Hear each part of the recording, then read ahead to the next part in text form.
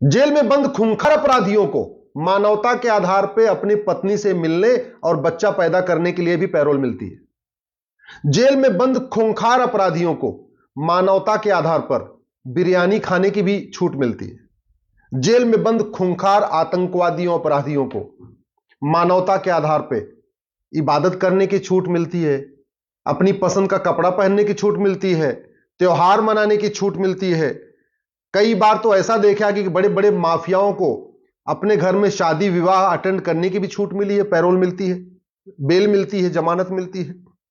कई बार ऐसा भी देखा गया कि माता पिता से मिलने की छूट मिलती है, और केवल सामान्य अपराधियों को नहीं, बड़े बड़े माफियाओं को, आतंकवादियों को, सफेदपोश अपराधियों को, जिन्होंने करोड़ों का कारोबार हेराफेरी किया है, नशा तस्करों को।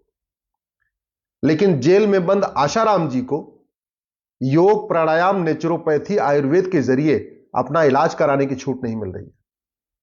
और कितने आश्चर्य की बात है, उनकी तबीयत खराब हो रही है, वो कह रहे हैं कि हमको योग, प्राणायाम, नेचुरोपैथी, आयुर्वेद के जरिए इलाज कराना है, और जज साहब उनको एम्स में भेज रहे हैं जहां एलोपैथी से इलाज हो रहा है। पता नहीं जजों की यह बात उनके मन में ऐसा क्यों बैठ गई है कि एलोपैथी ही बढ़िया इलाज है।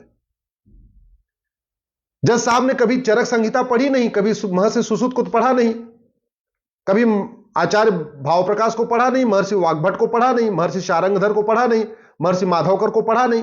तो उनको लगता है एम्स में जो एलोपैथी से इलाज होता है वही बढ़िया होता है, योग, प्राणायाम, नेचुरोपैथी तो बेकार है। तो मैं अपना उदाहरण बता देता हूं। मेरे पिताजी का घुटना खराब हो गया था, मैंने दिल्ली के एम्स में दिखाया, उन्होंने बोला कि घुटना ट्रांसप्लांट करना पड़ेगा और इसका कोई इलाज नहीं। मैंने राम मनोहर लोहिया में दिखाया, दिल्ली में बड़ा हॉस्पिटल है, डॉक्टरों ने बोला घुटना ट्रांसप्लांट करना पड़ेगा, इसका कोई इलाज नहीं। दिल्ली के सबसे बड़े प्राइवेट हॉस्पिटल में पिताजी को दिखाया, उन्होंने बोला घुटना ट्रांसप्लांट करना पड़ेगा और इसका कोई इलाज नहीं। मैं अपने पिताजी को पतंजलि ले गया हरिद्वार, मात्र 10 दिन के अंदर उनका घुटना ठीक हो गया। 2 साल बीत चुके हैं, पिताजी आराम से टहल रहे हैं, घूम रहे हैं, अब उनको कोई दिक्कत नहीं। और वहां जब ले गए हम तो उनका घुटना का इलाज तो हुआ, उनके कमर में दर्द था वो भी ठीक हो गया, उनकी रीढ़ की हड्डियों में दर्द था वो भी ठीक हो गया, उनके नीचे जांघों में दर्द बना रहता था वो भी ठीक हो गया। तो कहने के मतलब गए थे एक बीमारी का इलाज कराने, 3 बीमारियां बोनस में ठीक हो गई। यह इफेक्ट होता है योग, प्राणायाम, नेचुरोपैथी का, आहार विहार का, आयुर्वेद का। लेकिन चूंकि जजेस हमारे देश के वो या तो कॉन्वेंट एजुकेटेड है या मैकाले की शिक्षा से उन्होंने पढ़ाई किया है, तो वो जानते भी नहीं है कि योग प्राणायाम कितना चमत्कारिक होता है, आयुर्वेद कितना चमत्कारिक होता है। अब बार बार आशाराम जी कह रहे हैं कि हमको नेचुरोपैथी से इलाज कराने दो, हमको योग प्राणायाम से करने दो, हमको अपनी जो आहार चिकित्सा होती है वो लेने दो, हमको आयुर्वेद के जरिए हमको ठीक होने दो। वो कह रहे नहीं, आप एम्स से जाओ, बस एम्स जाओ और सिंथेटिक दवाई खाओ। और सबसे बड़ी बात यह, आतंकवादियों को भी अपनी पत्नी से मिलने दिया जाता है, लेकिन आशाराम जी को अपनी पत्नी से नहीं मिलने दिया जाता। आतंकवादियों को भी अपने बच्चों से मिलने दिया जाता है, आशाराम जी को अपने बेटे से नहीं मिलने दिया जा रहा है। आतंकवादियों को भी अपनी बेटी से मिलने दिया जाता है, आशाराम जी को अपनी बेटी से नहीं मिलने दिया जाता। यह गुलामी की जो न्यायिक व्यवस्था है ना, यह किसी को जिसको मन चाहे जैसी सजा दे दे, पूरी तरीके से फ्री है। जज की कोई अकाउंटेबिलिटी नहीं है, जज के लिए कोई सेट नॉर्म्स नहीं है। वही जज एक अपराधी के साथ दूसरे तरीके से व्यवहार करती है, दूसरे के साथ दूसरे तरीके से व्यवहार करती है। और जहां तक ये जो घटना हुई जिसलिए आशाराम जी जेल में है, मैंने पूछा, मेरे पास बहुत सारे लोग आए, आज तक जिन लोगों ने आरोप लगाया था उनका narco polygraph brain mapping test भी नहीं हुआ है। मतलब जो उन्होंने मुंह से आरोप लगाया, जो गवाही दिया, उसी गवाही के आधार पे यह सजा चल रही है।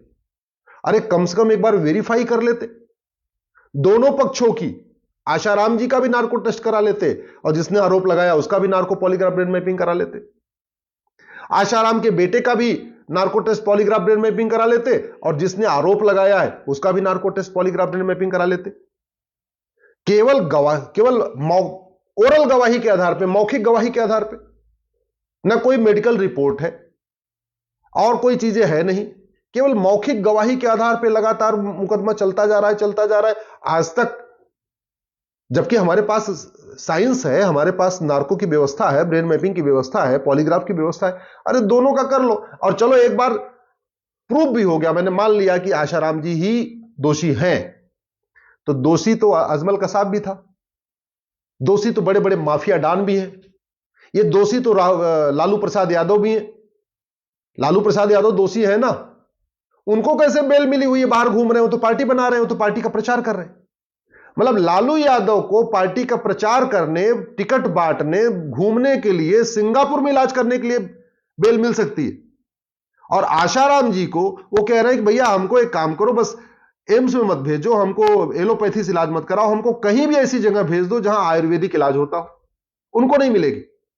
कितने सफेद पोश नेता हैं जो सजा याफ्ता हैं, दोषी हैं और बाहर घूम रहे हैं, पार्टी बना के बैठे हुए हैं, पार्टी अध्यक्ष बन के बैठे हुए, और एक बेचारे आशाराम जी जिन्होंने पूरी जिंदगी घर वापसी कराई, पूरी जिंदगी उन्होंने आदिवासियों के एरिया में जा जाके मिशनरियों को रोका, धर्मांतरण रोका, घुसपैठ को रोका, जो कन्वर्ट हो गए थे उनकी घर वापसी कराई, उनको यह दंड मिल रहा है, उनको इतनी सजा मिल रही है। अरे कम से कम उतनी उनको राहत दे देते जितनी लालू यादव को मिली हुई है। आशाराम जी को उतनी राहत दे देते जितनी अजमल कसाब को राहत दिया था। आशाराम जी को उतनी राहत दे देते जितना बाकी हत्यारों को मिलती है, बलात्कारियों को मिलती है। घूसखोर नेताओं, नौकरशाहों को पैरोल मिल सकती है, कमीशनखोरों को, दलालों को जमानत मिल सकती है, पैरोल मिल सकती है। नशा तस्करों को जमानत मिल सकती है और पैरोल मिल सकती है। मानव तस्करों को जमानत मिल सकती है, पैरोल मिल सकती है, अपने परिवार से मिलने दिया जा सकता है। आतंकवादियों को, अलगाववादियों को, जिहादियों को, पत्थरबाजों को अपने परिवार से मिलने दिया जा सकता है। माओवादियों, नक्सलियों को अपने परिवार से मिलने दिया जा सकता है, लेकिन आशाराम जी को अपने बेटे से मिलने नहीं दिया जाएगा। जो भारत में गद्दारी करते हैं, जासूसी करते हैं, देशद्रोह करते हैं, उनको भी अपनी पसंद का भोजन करने, अपने माता पिता से मिलने, अपनी पत्नी से मिलने, त्योहार मनाने, हर चीज के लिए मानवता के नाम पे उनको छूट मिलती है। लेकिन आशाराम जी ने इतना बड़ा क्राइम कर दिया, इतना बड़ा क्राइम कर दिया है कि ना बेटे से मिलने दिया जाएगा, ना पत्नी से मिलने दिया जाएगा, ना बेटी से मिलने दिया जाएगा, और बाकी तो छोड़ो, इलाज भी नहीं कराने दिया जाएगा। और इलाज कहेंगे विदेशी इलाज कराओ, एलोपैथी में स्वदेशी इलाज मत कराओ। जिसने पूरी जिंदगी स्वदेशी